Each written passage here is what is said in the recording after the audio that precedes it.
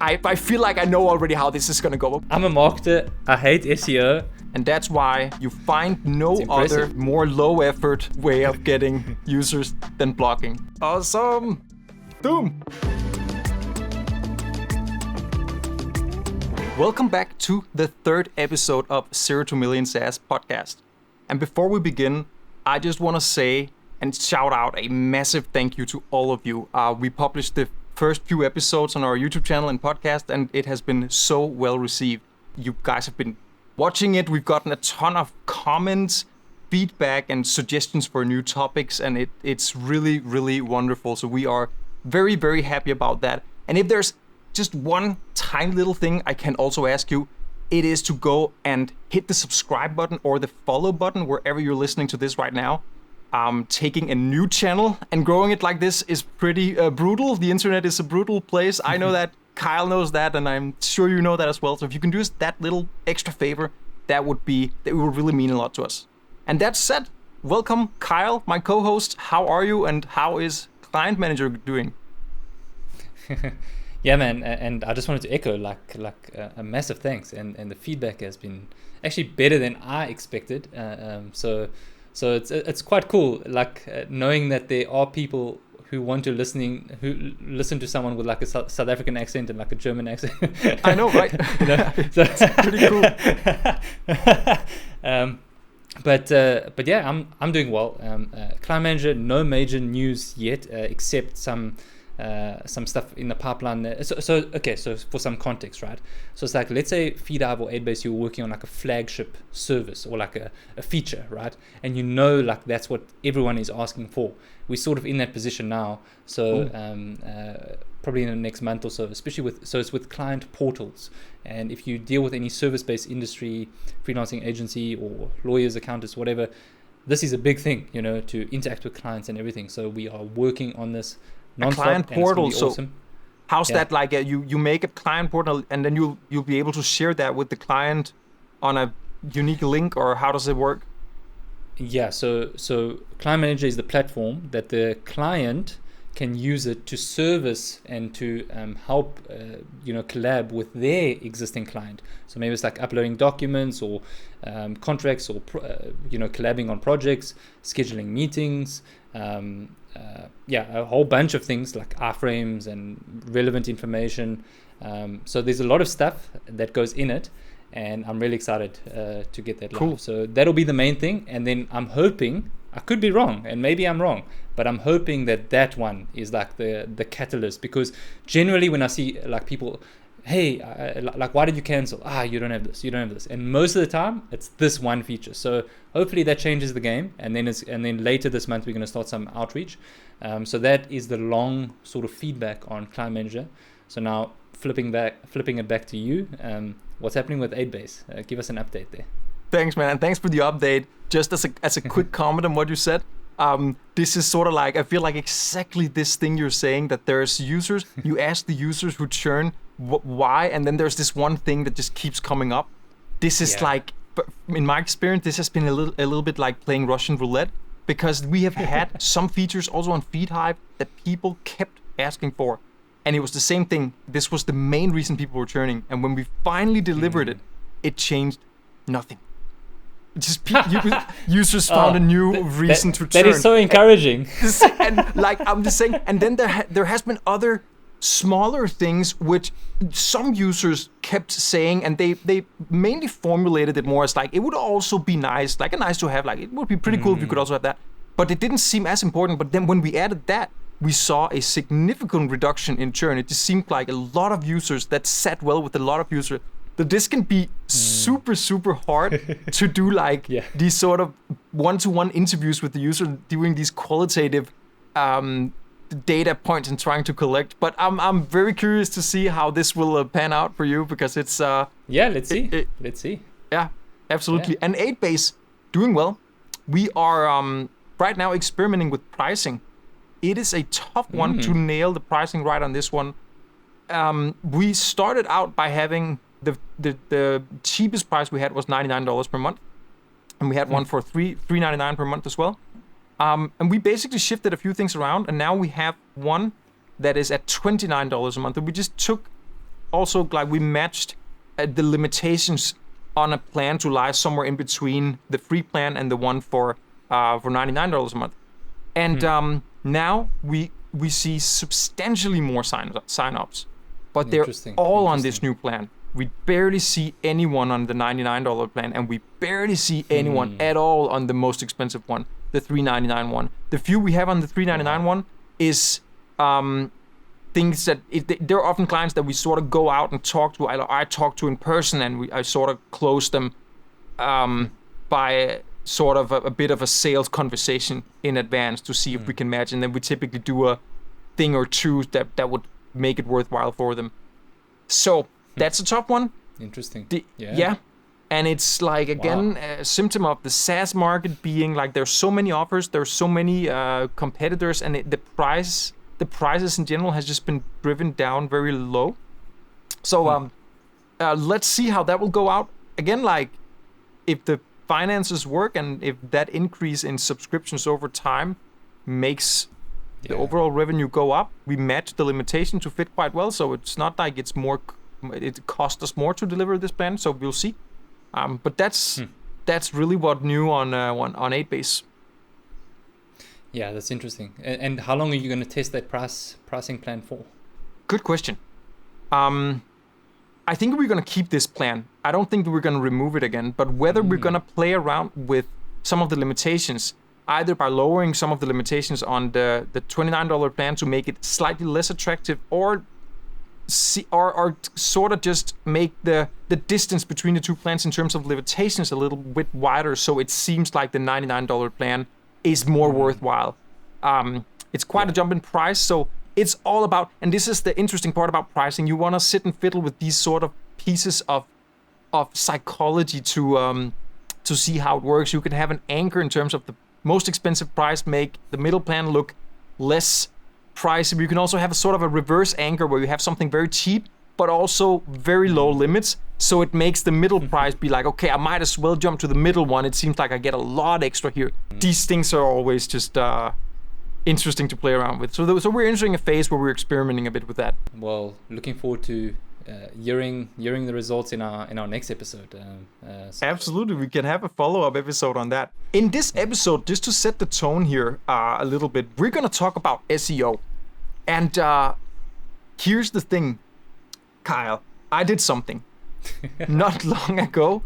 I made a post. I posted this on LinkedIn and I posted this on Threads. And I made a post about, I have it here right in front of me, about 8 marketing and growth techniques that are a waste of time in 2024. And one of them, and this is funny because I got a lot of comments on these, and people mostly agreed on all 7 of them. However, there is one, the very first one is, as I'm putting it here, SEO content.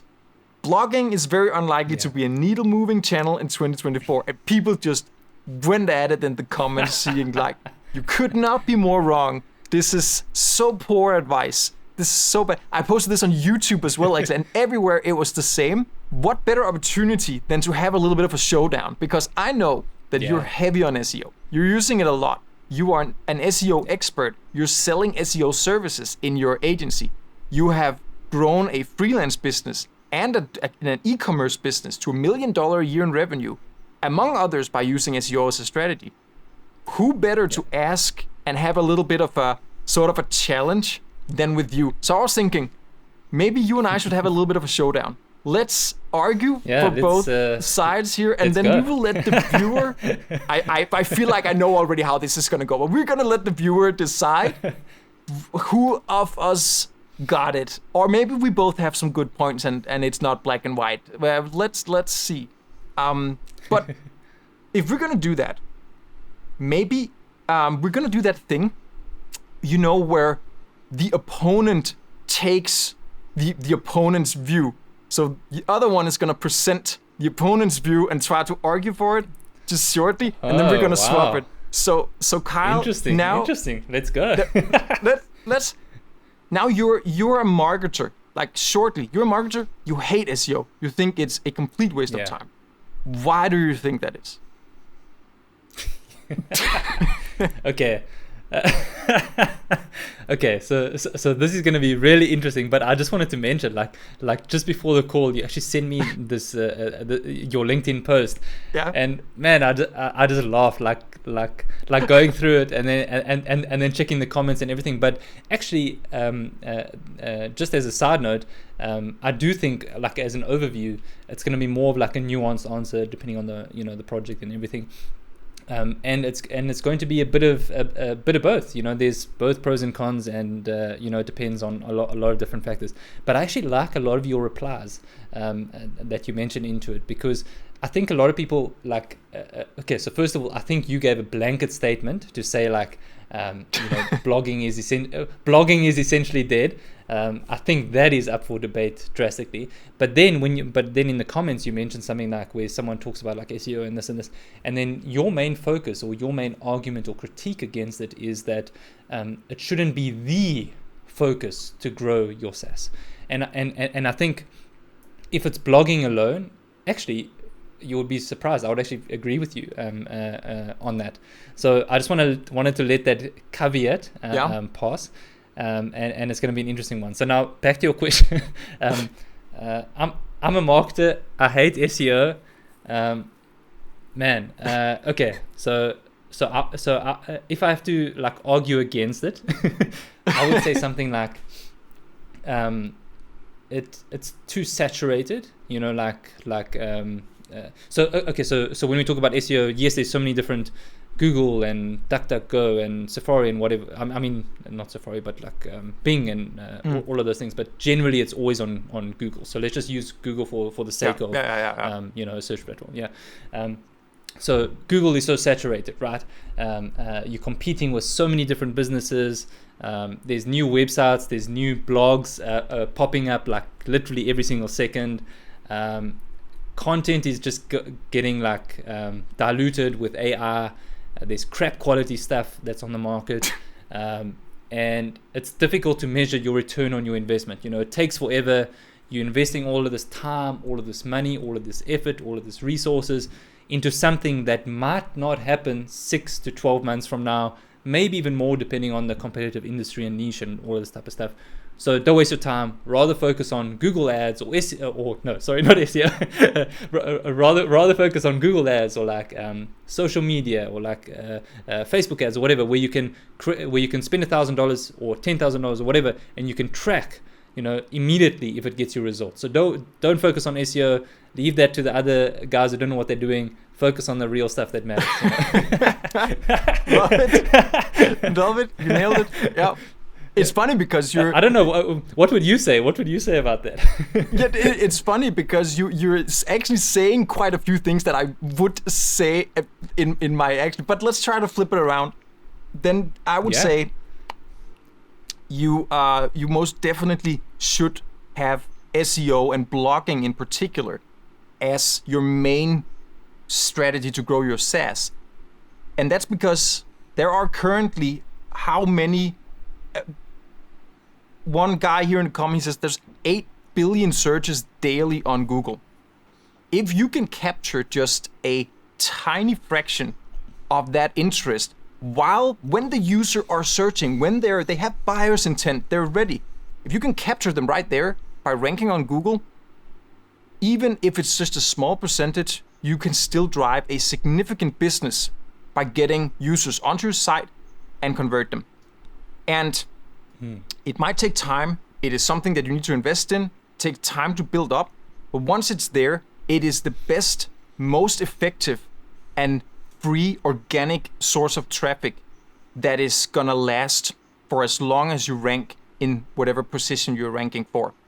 And that's why you find no other more low effort way of getting users than blogging. Yeah, I like it. You won. I concede. Convincing enough? Yeah. I don't know. What do you want me to say to that? Well. Let's dig in here, because now we can. I think we both had a chance to take each other's position, and we. Yeah. It seems like we roughly know what the other one would say here. But let me hear it from you. Why is SEO still 100% worth it in 2024? And why are you using this as one of your leading strategies to grow Client Manager? Okay, so I think I'm going to preface it by saying I think one needs to take stock first of all at their experience, and where they've gotten results and everything.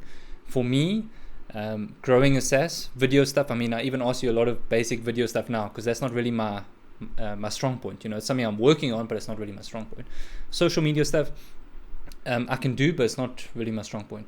One of the things that I would say has been good consistently in my own types of businesses, in e-commerce, servicing clients, content creation, all of this stuff has been SEO stuff like blog content and all of these types of things. So I think if you are good at that, I think start with that. Okay, start with what you're good at.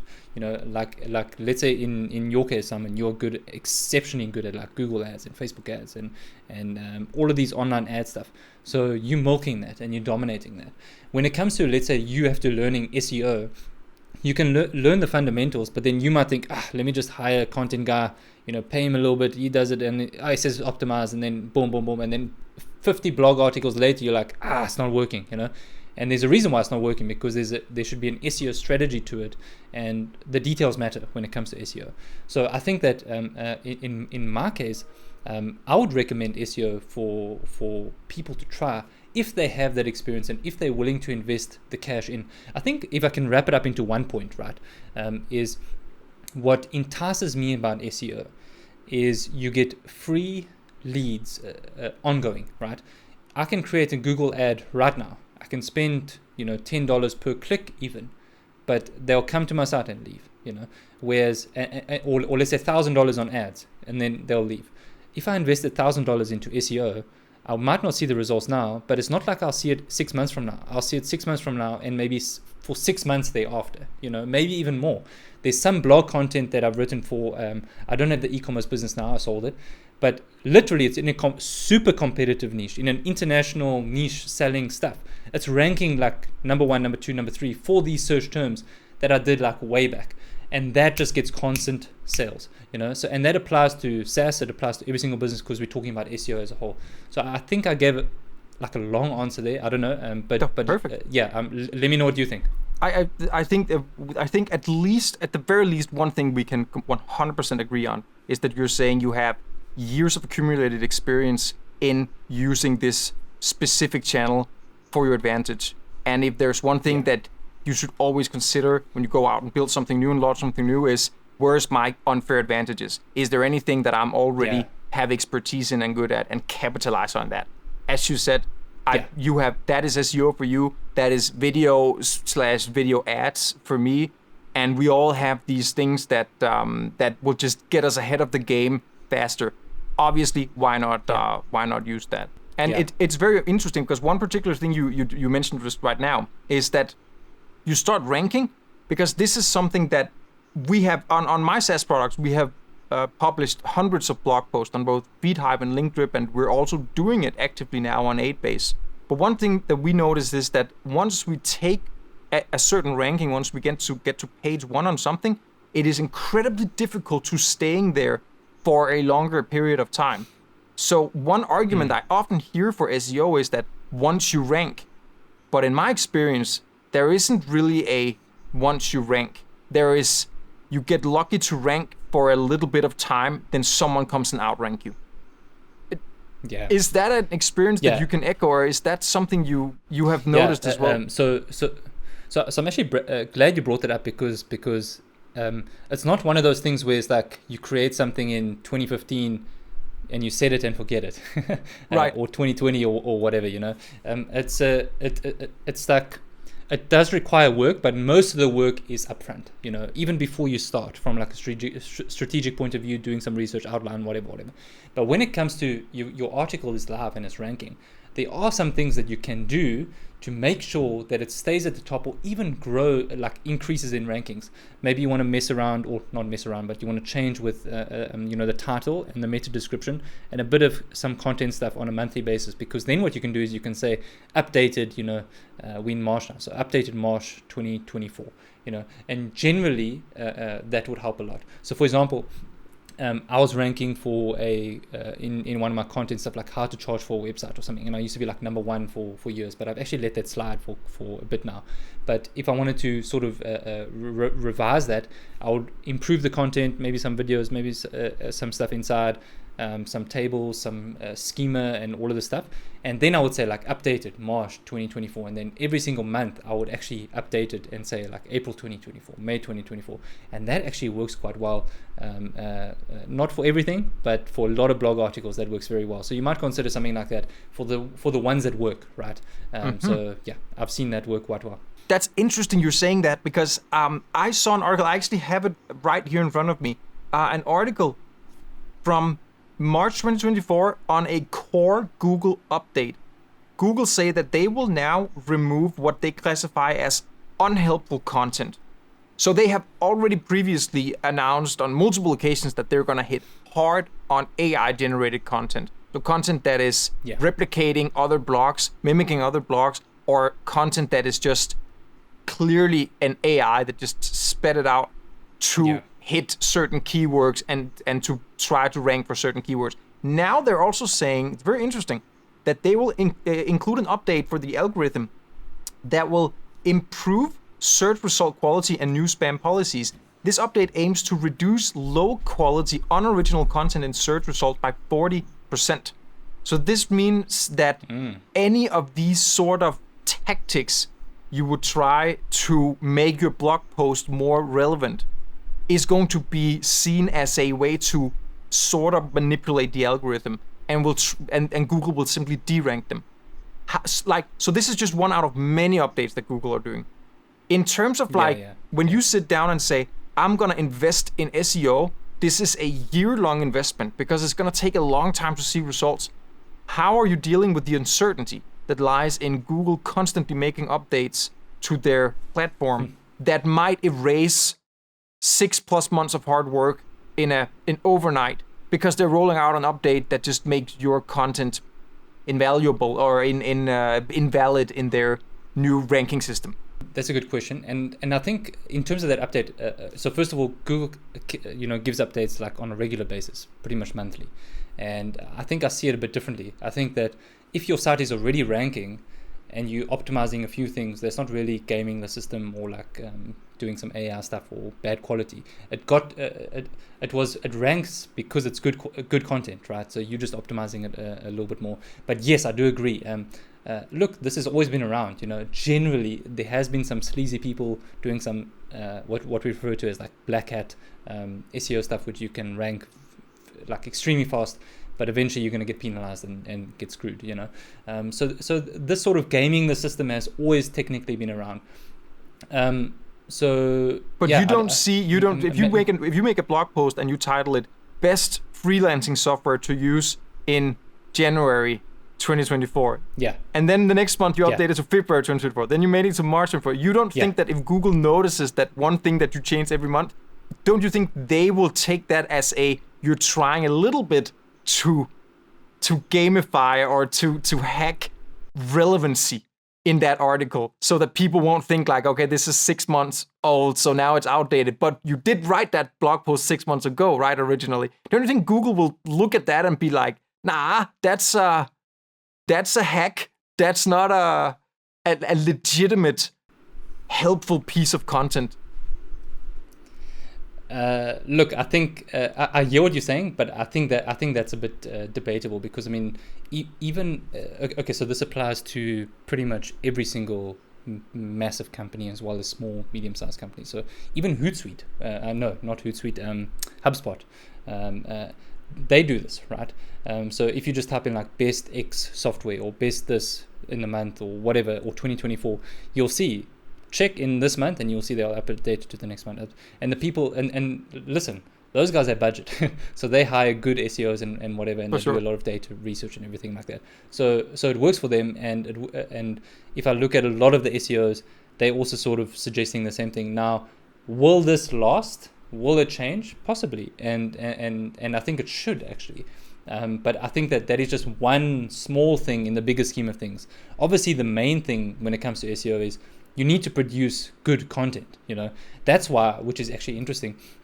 is if you look at, for example, let's say someone had to type in like FeedHive alternative or something, or AidBase alternative, right? Generally what you would find, I don't know, maybe with AidBase, but I can guarantee almost for FeedHive, is you would probably see a lot of pages would say like best social media scheduling tool 2024, and they'll list like 10 or 20 different products, a lot of basically your competitors, and they'll mention like FeedHive and this in there. And there's a reason that they'll list many instead of just one page. Like if you had to say, for example, if you had to create a page, Simon, like best AI support software or something, I can almost guarantee you that you can spend 2 to 3 years on it and you won't rank in the top 3 for that search term for AidBase specifically. But if you had to, let's say, for example, include 20 other competitors and really make it like a good and helpful resource where you actually take it objectively and research them, but you mention AidBase at the top, that will be more helpful, and that shows Google. So examples like that are like sort of a bit of workarounds to it, and it needs to make sense, right? Because a lot of the updates, I agree, and we need these updates because, there's been a lot of, with AI, as you mentioned, there's been a lot of junk that's on the internet, and it's going to get worse. Yeah. So I do agree. Yeah. And so let me just paint you like this is sort of a hypothetical, a far out, but maybe realistic scenario that I think could happen. I actually think this could happen very soon. Yeah. Let's say it maybe next year GPT-5 rolls out. Yeah. With GPT-5 you can tell, because right now already with GPT-4 the context window is so big, and what it can actually deliver, like the size of the output is already really big. So let's say within a year it's going to be 100 times that. I could go in and I could say, GPT-5, write me 10,000 articles, and they should all claim that vaccines give people cancer. I want you to cite the relevant names in medicine. I want you to use Sora to create certain videos that looks like these doctors are on a television show arguing that these vaccines cause cancer. Let's say I have some sort of political motive that I want to spread this misinformation, and I can now tell GPT-5, write 10,000 of these and deploy them on all kinds of different sites. Make sure that these rank on Google so that when someone asks Google, type in Google vaccine cancer risk, this will have a high risk of showing up. Any teenager with access to GPT-5 can now launch such a orchestrated sort of misinformation attack. I think that this is not an unrealistic scenario, and that Google and other search engines, they're going to be the internet is going to be considered this sort of wasteland where no information are any longer credible. You can't absolutely not trust whatever you read. So no one is going to go on Google and search for anything. Then there's going to be maybe a few central information databases that are sort of protected from this kind of contamination, and they're going to be owned by big players like Google, for instance. They'll own this one central database, but you can't write a blog post and get it in there. It's impossible because they're trying to defeat this whole thing. So within a year or two, this idea that we can go on a search engine and search and anyone can contribute to information like this, no one is going to do it. It's going to be a wasteland. Now I'm just painting the picture, but do you think that could be a future that we could see? And what then? Is that the end of SEO? So I love the way that you framed it, and I love the question. And obviously anything to do with the future, we sort of hypothesizing and coming with assumptions and everything like that. So I do agree.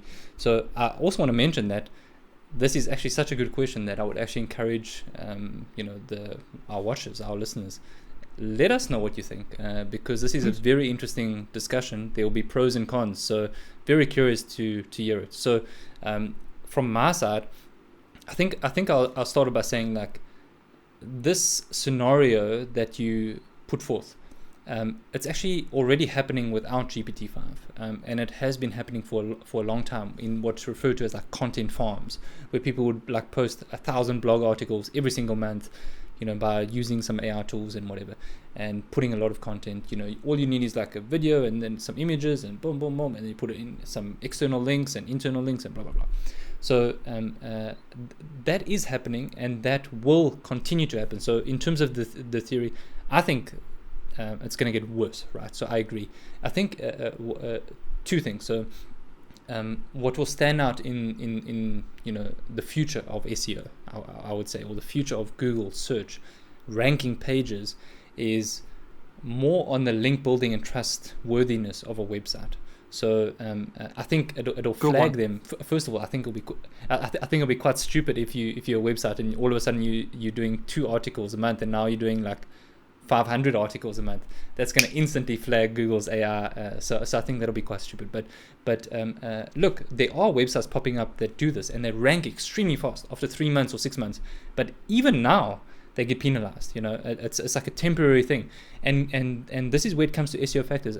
Google's not clearly open on all the SEO factors, but I remember reading a blog article by Brian Dean, a very good SEO guy, and he talks about like Google's SEO factors. I think there was like 200 or 300 SEO factors, and like many of them. But link building, like so what that is in simple terms is links from reputable websites to your website, and that shows Google, hey Google, this is actually a credible website on this topic, therefore it's our vote of confidence to you. And that actually overrides a lot of these AI content stuff, which can be spoofed, and it will be spoofed even more in the future. So I think I would argue from that side, and it might not be the winning argument, but at least that's definitely a factor to consider. The other one, which is also interesting, is I think this is where actually the branding side comes in even more so, because I think that people are going to be used to so much flooded nonsense on the internet that where they're going to go to trusted sources that they've always known. So for example, like you, Simon, you're known and reputable in a lot of different key areas. People are not going to waste their time searching some other guys or looking on Google. They'll be like, Simon's my go-to guy, so he's my Google, and I think that will come into play as well. There's probably a lot more things if I have to give it a little bit more thought and whatever, but that's the 2 things that come to mind for now. So I don't know. What do you think about that? And let's chat about it. I love the argument, because you actually said, so like in my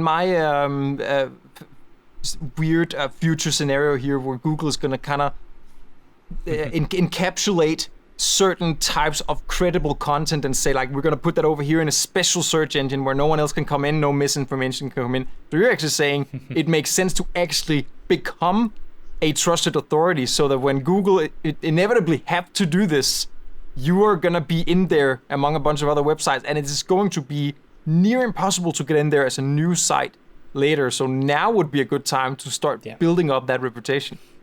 That was a good comeback to that. And this is also just me conjecturing. I don't know if the future is going to be like that, but that was a good point. Yeah. You touched on this a little bit, but what would you say are the main reasons you should, or the main ways you should adapt to doing SEO well in 2024 and moving forward, compared to how you did it in 2015, 2016, where it was really booming? Look, will SEO change 3 years from now, 5 years from now, 10 years from now? Of course. I mean, anyone who says no is very narrow in their perspective. I think if we look, this year ahead, GPT-5, GPT-6 is going to change a lot of things. But in general, we've still got a lot of SEO principles and strategies that I think that'll still work for this year. And I think it's the basics, right? So first you have to do an audit to see what you're dealing with.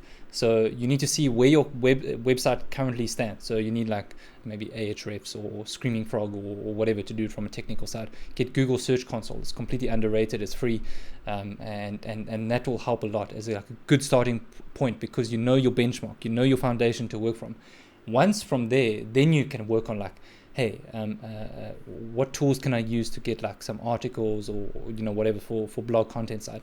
But what I really would actually suggest, and that is actually landing pages. Let me use an example, like Instagram integration, for example, or like Instagram scheduling tool, let's say. So you would create like a blog article, yes, but you would actually have like a landing page where it would be specifically about Instagram, social media tools or something. And then you would create all content relating to Instagram. Maybe it will be like how-tos and all of these types of things, right? Relating to Instagram for social media. And that is referred to as what we call as like an SEO hub.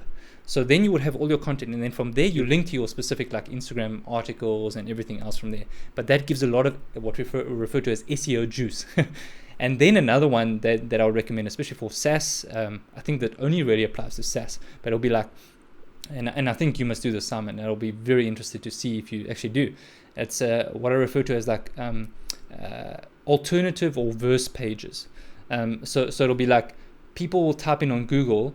I don't know any AidBase competitors, but let me use FeedHive as an example again. Yeah.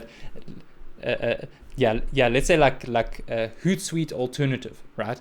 And you can create a page for that and get that ranking, because if you do the searches, I'm willing to bet that gets thousands of searches a month. And then if you get like a few hundred clicks, that's going to result in some good sales, right? So the verses and the alternative pages. So I think if you have to split it from that perspective, like, man, I'm talking a lot here. But, go ahead. This is good stuff. I hope that makes sense. Absolutely, no, absolutely. So because this is the thing, I think that we, as I said, we've been doing a lot of blog posts, both for FeedHive and for LinkDrip, and now we're doing it for AidBase. And in my leading argument, as you said, I go on social media and I say like it's a waste of time to do blogging. It's also a little bit of a bold statement, just for the sake of being a bold statement. And what I also did follow up with was saying, I don't think it hurts. I think it's nice to do blogging. We do blogging for all my products. I have a guy who's an SEO specialist. He sits and do this all day long on my team. So I don't think it's a bad thing. The only reason I was saying that it's a waste of time, which is maybe a little bit of a stretch, but I still do think that if you are going to launch a new SaaS product in 2024, and you sit down and say, my main acquisition channel is going to be me optimizing my ranking on Google to show up when people search, I would say that unless you're in the outlier group, you're probably not going to do anything needle moving in this area. But it could very well be. Now you're saying to create an SEO hub. That's the first time I ever hear that term. And I can just say when I inspect our analytics and see how we do on FeedHive, we have several articles that are on page 1 on Google right now. You go and search for TikTok bios, you'll find a FeedHive article. We're in the top 5. Yet when I count the number of clicks we're actually getting to that article, and then tracking which conversions we got from that specific article, it's very, very little. There are some. Not saying it's a bad thing to do it, but if we were only doing this, we wouldn't be in business. But it could be that we're doing it. It could very well be doing the standard blocking. No SEO hub. We're not making big sort of catalogs with sub pages and branching out into other and having a whole sort of portal for like everything Instagram. Stuff like that could be worth trying out. We haven't taken it to that extent. I wanna hear now the listener. Please comment below. Are you convinced by Kyle's argumentation here? He clearly has a ton of knowledge on this field and made a series of great points here. Do you think that SEO is the go-to strategy that you should use? Or do you think that you should do something else that we might cover in a later episode? You mentioned ads previously. We might do a follow-up and talk about paid ads. Yeah. But let us know in the comments, what do you think? Well, yeah, and if I can just maybe wrap up on that. So one thing that comes to mind is from like a SEO perspective in a general sense. I was actually listening to Arvid Cole. I know you I think you like mates with him online. Yes. And he chatted with someone on who owns a business about Stage Timer, which is like a SaaS company about a countdown timer for when you're on the stage. And he was saying all he did was literally get the website like stagetimer.io. I might be completely wrong, but it was something like that. And he says like it's something like 80% of his leads come from pure organic, people typing on Google Stage Timer because it's so super niche. And I think like there is a case for that, right? And I don't think we should dismiss it, but I think so that's more like an outlier, if you really get that good niche. But in a general sense, yes, I think I agree with you, Simon. I think that it shouldn't be the thing that you focus on, but from my perspective, I think it should be a thing you should focus on. And if you do it properly, and I'm sure that you'll at worst, if it doesn't work out, you'll actually learn a lot to apply to other things. So anyway, that's just my 2 cents on that. If you do it properly, and in either case you will learn a lot. Love it. Take care. Cool. Thanks, guys.